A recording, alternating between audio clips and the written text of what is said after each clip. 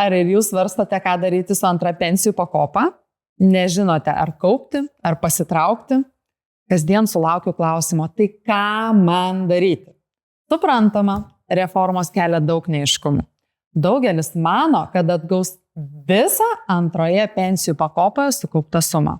Tačiau retas žino, kad atgautų tik savo sumokėtas įmokas ir investicinę grąžą.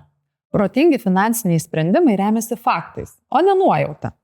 Tam sukūrėme GoIndex reformos skaičiuoklę. Reikia suvesti vos kelis pagrindinius duomenis.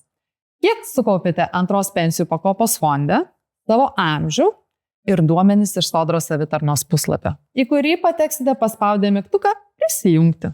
Ir viskas. Tai užtrunka vos kelias minutės. Ką pamatysite? Skaičiuoklė pateiks jums dvi perspektyvas. Kiek potencialiai sukaupsite iki pensijos, jei liksite sistemoje? Ir kokią tikėtiną išmoką gausite, kiek būtų grąžinta Sodrai ir kaip tai paveiktų jūsų pensiją ateityje, jei nuspręsite pasitraukti iš kaupimo. Skaičiuoklė atvaizduos jums suprantamus duomenis, kurie leis priimti sprendimą remiantis skaičiais.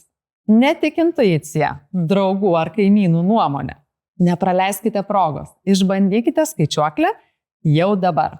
Ja rasite www.goindex.lt skiltyje skaičiuoklės.